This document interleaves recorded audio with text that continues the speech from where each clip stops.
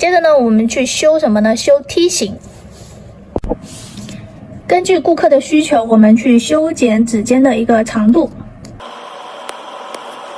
然后我们用这种锋利一点，中间有这个夹层的卸甲锉，细的这一面去做前端拉直线的动作。前端拉直线，你这根直线为什么你梯形磨不好，就是因为你前端的这根直线磨不直。为什么磨不直？很大一部分原因就是什么呢？我们的纱条的角度摆放错误。我们一定要是什么呢？从侧边来看一下，90度。甲片整个甲片90度垂直于我们的纱条，一个90度的角度。如果我们在打磨修行的时候没有90度垂直，是这个样子往外摊的，我们可以看到，因为甲片它是一个有什么有弧度的啊。如果我们的角度往外摊了，然后我们一样拉直线来回的去打磨，但是呢，我们从侧面去看它中间是不是凸出来的？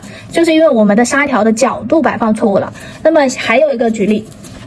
你没有躺下来，你是什么呢？你是压下去的。我们来看一下压下去的打磨，因为甲片它是有拱度的，所以如果你是往下压的去打磨的情况下，你的这一个前端的直线就会出现一个什么样的状况呢？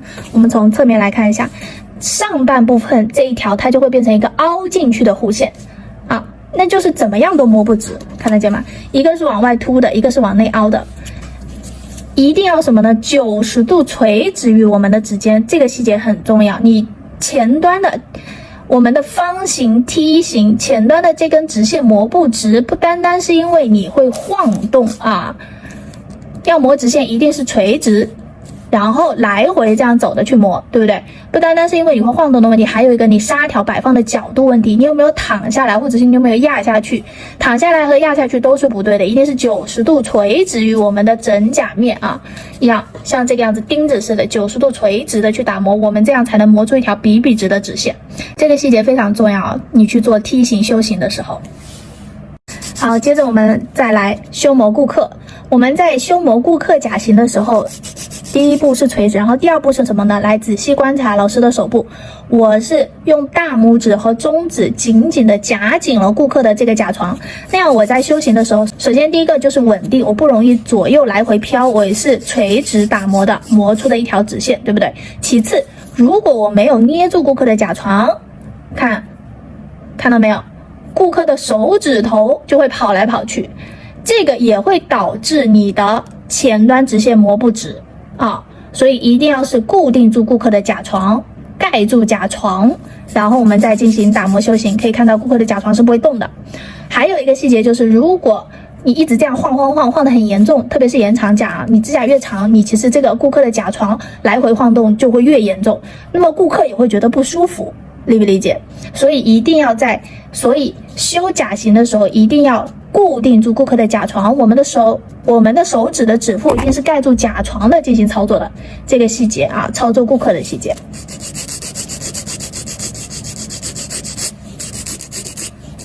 好，如何确认你的这根线直不直？我们可以把顾客的手大拇指往外翻的转过来，然后呢，我们去把后甲廓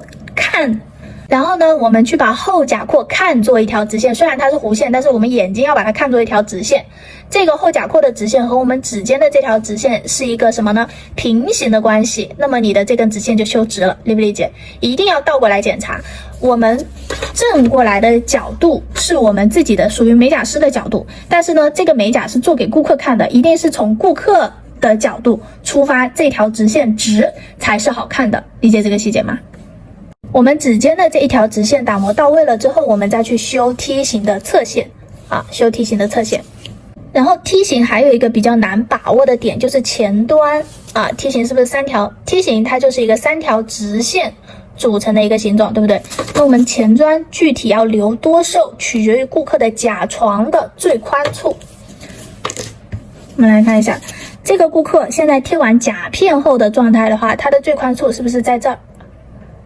对不对？它的最宽处在这儿，我们先观察它的最宽处的一个宽度，然后梯形最瘦的面积范围就是我们最宽处的1/2啊。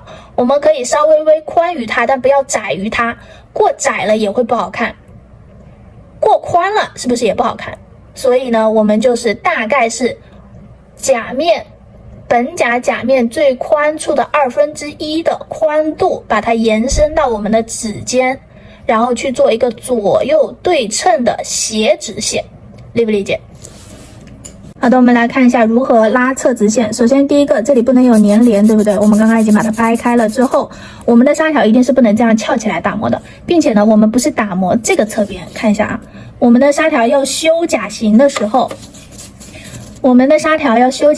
不是修这个侧边，而是修这个底部的形状线，底部甲片的底下去修形。修形的时候一定是往外摊开来的，看得到吗？这个就叫做抬起来，抬起来就会打磨出来台阶是不对的，我们是往外摊开来的进行修磨。我们先把大形找好来，左右对称找好来啊。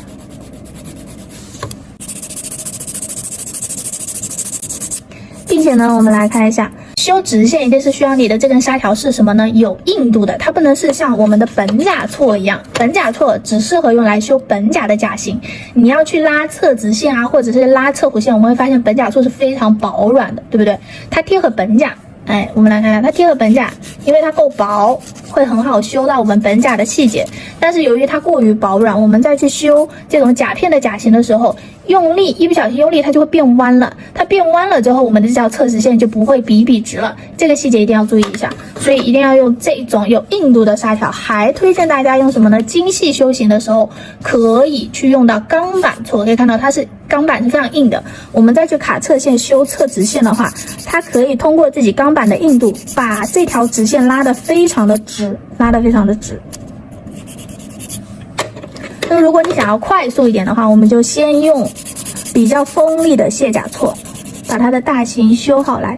注意我们的侧直线一定要整个延伸到我们的本甲的侧线上面去啊，一定要延伸到本甲的侧线上面去，不要留一段，不能是这个样子的，这个样子就产生什么呢？产生了角，一个小角在这边，后期也会因为这个小角容易断裂的，所以一定要是躺平了，延伸到上面去才是对的啊。然后修这边的侧直线，来看一下，我刚刚修右边的这个侧直线，可以看到我的大拇指始终是什么？覆盖住顾客，看到没有？从正面看，整个甲床的一半都被我盖住了。这个样子的情况下，顾客的甲床是不是没有正感？这个细节啊。那当我来修左边的侧直线的时候，我的眼睛一定要看得到左边，对不对？我才能确保我是拉到甲沟上的。同时，我的中指会这个样子覆盖住我们甲床的一半，看得见吗？我的中指覆盖住顾客甲床的一半的时候，我在进行修侧线的情况下，顾客的甲床就不会有正感，他就不会觉得不舒服的同时，顾客的甲床也不会动来动去，影响我们侧直线的打磨。盖住甲床非常重要。然后还有一个细节，就是大家有一些坏习惯的同学，他会习惯性的这样子甩纱条，不要甩纱条，磨直线就是直直的磨，磨了就把它挪开啊，不要甩，你甩了之后这个角就会变没有。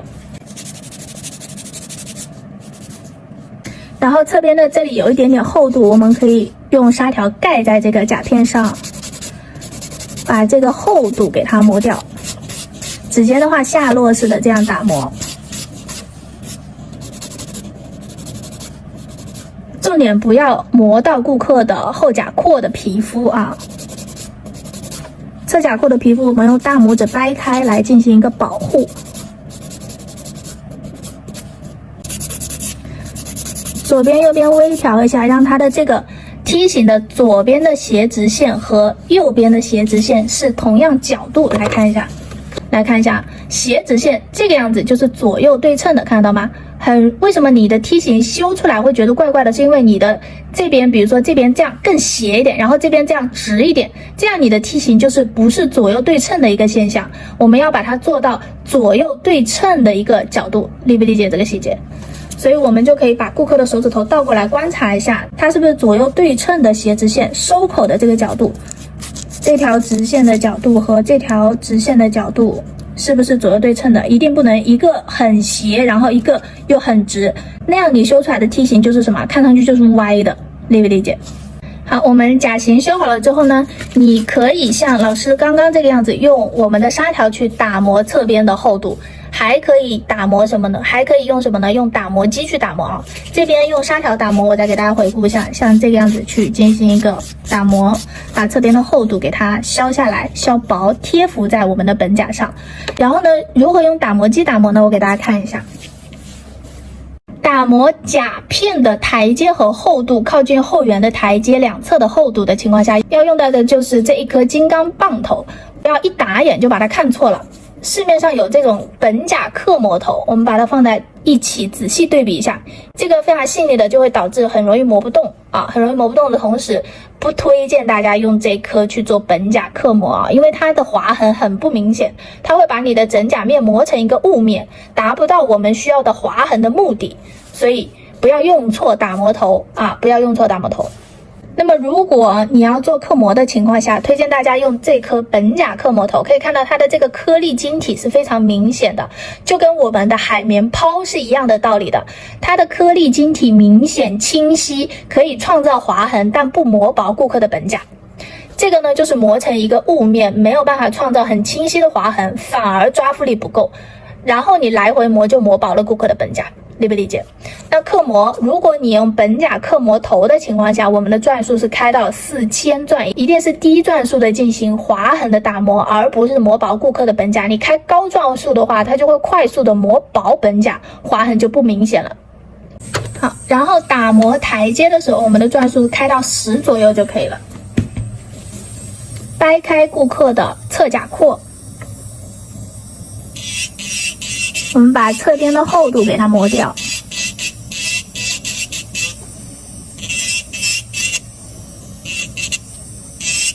然后后缘看得到一个后缘很清晰的一个台阶，我们要给它打磨掉。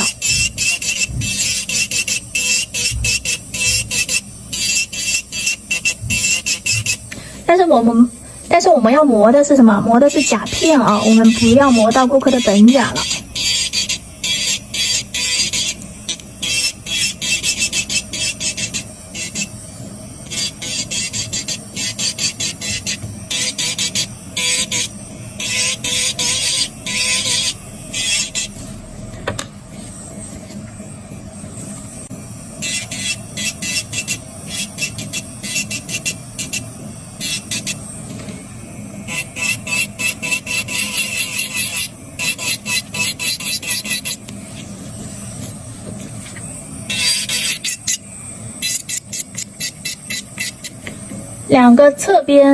两个侧线过厚的地方，我们也用打磨头过一下，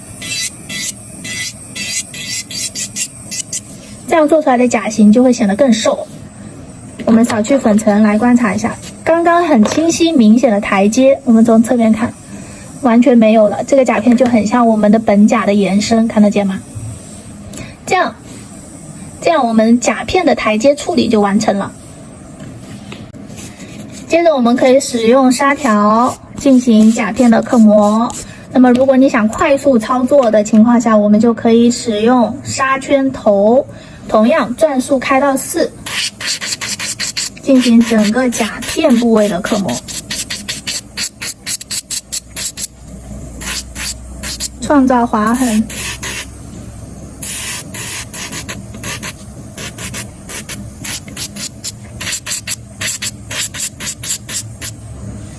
这边的细节也不能放过。好，像这个顾客他不是肉包甲，看得见吗？如果是肉包甲，你会发现这种肉会很容易这样子整个盖到这个侧边的情况下，真的就是有很多这个3边肉包甲整个完全盖住侧边，你的这颗打磨头太大，你进不去这个缝隙的情况下，我们就可以用这颗细节刻磨头再走一遍，我教大家如何使用啊。注意刻磨的转速一定是4啊。掰开侧甲廓，因为它的头很小，我们就可以整个细节靠近皮肤的地方都可以完全刻磨到位。后缘其实我们已经刻磨过了，但是我再教大家一遍，特别是侧线的这种部位啊。像这个样子刻磨，我们可以看到没有磨伤顾客的本甲的同时，也没有磨毛顾客的皮肤啊。管你是用本甲刻膜头也好，还是用纱圈头刻膜也好，我们用的转数都是4啊，不要开高转数。接着我们来剪死皮啊。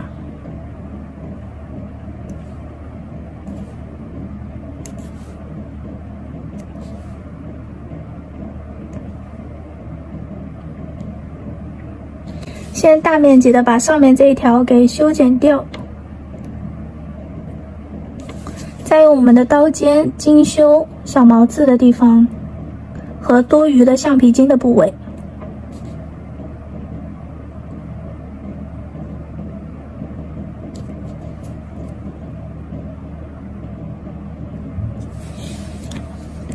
像这个样子就剪完了。剪完了之后，如果你想让你后缘涂胶做得更精细的情况下，我们还可以用圆尖头进一步剥离一下我们甲面上死皮的粘连，转数开到15左右啊。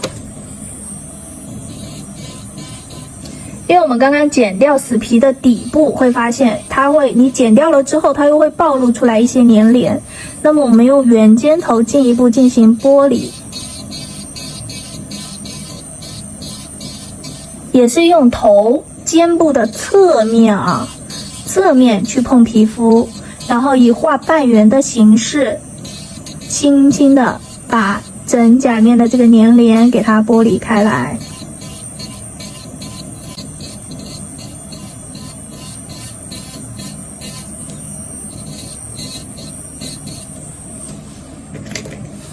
好，我们清洁干净灰尘来看一下。用圆尖头整个剥离开来我们的后甲廓和侧线的一个状态啊，它是整个立起来的。我们可以看到这个阴影非常明显，但其实它并没有很深，看得到吗？它没有很深的，只不过就是阴影看上去明显。你们可以看到那种视频啊，感觉口袋很深啊，但其实并没有，因为这个顾客的，你看后甲廓其实是很薄的。我们来看这个顾客的后甲廓其实是很薄的啊，但是这个样子空间感出来了，就会觉得我们整个后缘的这个皮肤处理的就会非常的干净，没有粘连。接着我们来打磨刀口，用到的是前置处理液，增加皮肤阻力，少量一点点就可以。然后我们涂抹到甲廓部位，让它吸收一下，微潮的状态下我们再进行打磨。转数我们开到15左右啊，转数我们开到15左右。用到的是这颗黄标的长棒头，因为模特的手部皮肤是比较薄的，所以一定不能用到蓝标，我们要用的是相对细腻一点的红标或者是黄标，特别薄的皮肤都建议使用黄标啊。然后我们去抛光刀口，刀口是什么位置呢？我们来看一下。刀口是什么位置呢？刀口就是我们死皮剪过的那条棱啊，我们去进行皮肤的抛光。后缘的部位就用这个长棒头的圆的头顶部位进行抛光，看得见吗？直接用这个顶尖尖。然后侧边大面积的抛光，我们就可以用身体的部位啊，侧边大面积的抛光，我们就可以用身体的部位。前置处理液就是增加我们皮肤的摩擦力的液体，它和软化剂是完全不一样的东西啊。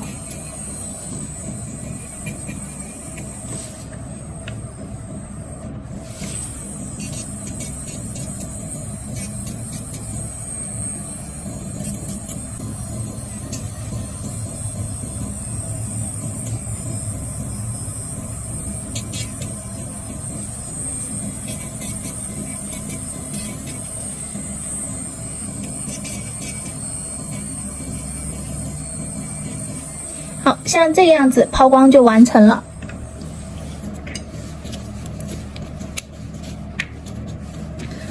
然后我们刚刚用到的是长棒头，我们还可以用硅胶头。如果你收的客单价比较高的情况下，我们还可以使用什么呢？我们的硅胶头，或者是顾客皮肤会比这个模特还要再嫩再薄的情况下，我们也可以使用到这个硅胶头进行抛光。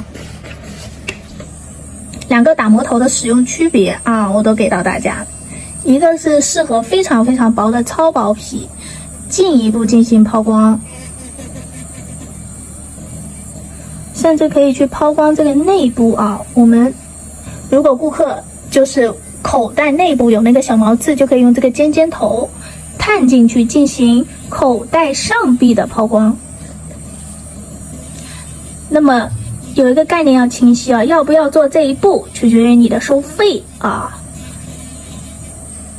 这一步就是更精细化的抛光了。但是做了这一步硅胶头的抛光，我们后期就一定不会长那种开花型的倒刺的，因为整个皮肤都被我们打磨得非常非常的光滑，它是没有小刀口的。这样的情况下就一定不会长倒刺啊。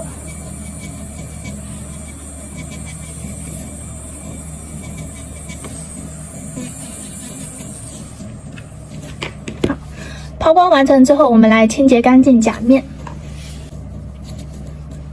棉片像这个样子来看啊，对折，再折一个小角角，然后探到口袋里面去，把整个甲面所有的细节都清理干净。好，酒精干燥了之后，我们来看一下整个侧面都是完全无痕的，而且下钩甲是被抬起来的一个状态，这样我们贴甲片的步骤就完成了。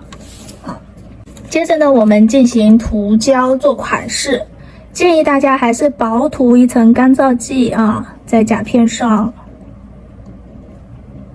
这样更方便我们后期底胶结合得更好。然后为了进一步防止起翘，我们可以在离后缘大概1毫米的地方涂抹结合剂。结合剂建议大家购买跟你的底胶相同品牌的结合剂啊。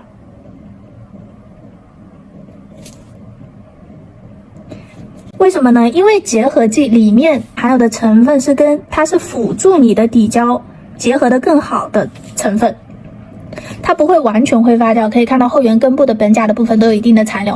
为了使得你的底胶抓附力更强，它的成分每个品牌都会略微有一点区别，所以一定要选择跟你底胶相同品牌的，才能事半功倍，结合度更好。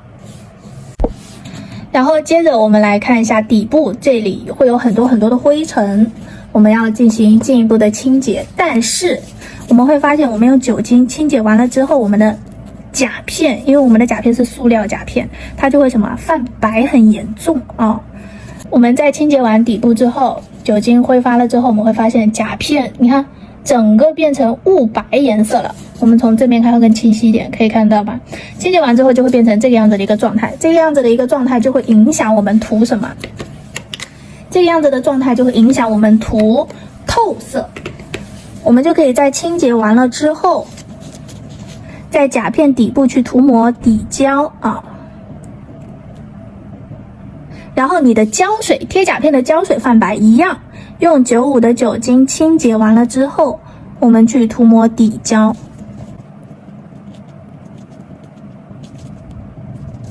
还可以，比如说你还是有那么一丢丢的缝隙，我们就用底胶稍微填补一下。因为这根是下钩甲，所以这边的空隙就会比较大。我们就可以用底胶给它找平一下，让它更加的平滑好看。好，像这样子涂抹好底胶之后，我们再从正面看一下，它这个泛白的现象就完全没有了啊。我们去照灯60秒，解决完底部泛白的现象了之后，我们整甲面去薄涂底胶。首先要快速操作的情况下，就是不碰到皮肤的部位，我们就大面积的涂抹。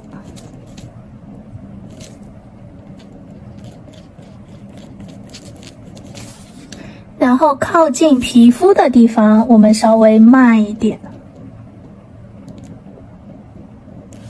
我们的底胶是尽量靠近后缘，但不要触碰到皮肤啊。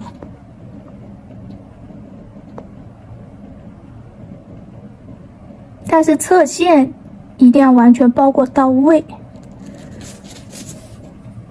我们可以把后甲廓稍微拎起来一点，我们可以把后甲廓用大拇指稍微这个样子拎起来一点。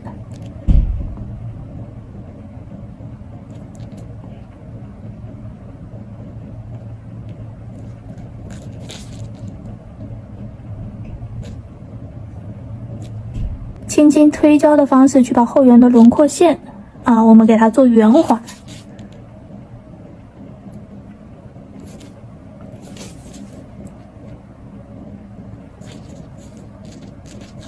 好，像这个样子，我们去照灯60秒。好的，底胶照完灯之后，我们来看一下现在贴完甲片涂好底胶的一个状态，是毫无台阶的，看得到吗？的同时呢，模特的这一根手它是什么呢？它是 AB 点缺失，两边一点都不宽胖的一个状态下的话，我们就不需要去做塑形的动作。什么叫塑形？塑形是延长胶，高硬度的延长胶搭配塑形夹，把我们有宽胖的位置给夹瘦来的一个操作。举例，这是一个网图案例，可以看一下对比是非常明显的。它是什么呢？首先第一个，没有打磨好我们的后缘的台阶，它就会凹凸不平的同时，它贴的甲片因为本甲比较宽胖，有可能也是因为它用胶量太多了，导致这里宽出来了，胖出来了。这种情况下就打磨台阶之后要用延长胶进行塑形。但是模特的这根手指头呢，没有出现宽胖的现象，那我们就直接用什么？直接使用这款高硬度的 Mixing 加固流平胶，它还可以做晕染。固化之后硬度非常高的加固胶、流平胶去给它做一个建构。我们来了解一下什么叫做建构。首先整甲面薄涂建构是必须做的你只要做了延长，你要不就用延长胶，要不就用高硬度的加固胶，做延长塑形也好，做加固建构也好，同样的一个目的就是为了增加我们人工延长甲的一个硬度跟涂底胶的步骤是一样的。这一步大面积涂抹好了之后，去推后缘，侧线的细节一定要涂抹到位，手指头要学会转动，看到吗？涂右侧就把它转到右边来，涂左侧就把顾客的手指头转到左边来，以确保你的刷子一定是刷到整个侧线了。这个就叫做平涂，我们涂单色也是这个步骤去涂的整甲面平涂到位了，指尖这里轻轻的刮一下下，把指尖的堆胶带走了之后，我们去取一大坨胶，这坨胶取多大取决于顾客的什么？取决于顾客的本甲面积，这根延长有多长，指甲有多宽是取决于顾客本甲的面积的是取决于顾客甲面的面积的然后靠近后缘的地方我们放胶，放胶了之后把顾客的手指头，因为这一套大坨胶你要是抬很高，它就很容易往后流动，看得见吗？所以为了不让它一甲沟，我们一定是什么呢？顾客的手指头往下往下，然后轻轻的去做推胶，靠近后缘，让它不要产生凹陷，然后再用笔尖轻轻的划胶不是很用力的往下压，而是轻轻的划胶的动作，把我们的胶体由后缘带到指尖。这个样子涂抹的过程，刚刚的打底那一层是找范围，不照灯的情况下取一坨胶，它才划得动然后我们用笔尖找一下有没有特别凹陷的地方，确认好整甲面没有特别凹陷的地方了之后，再倒过来。倒过来之后，用这个小笔，看得见吗？小笔去从侧边调整它的高点，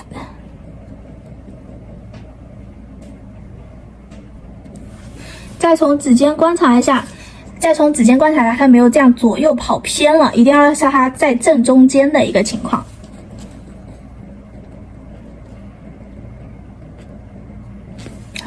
接着我们正过来，稍微等一下，因为它会过于往中间集中了。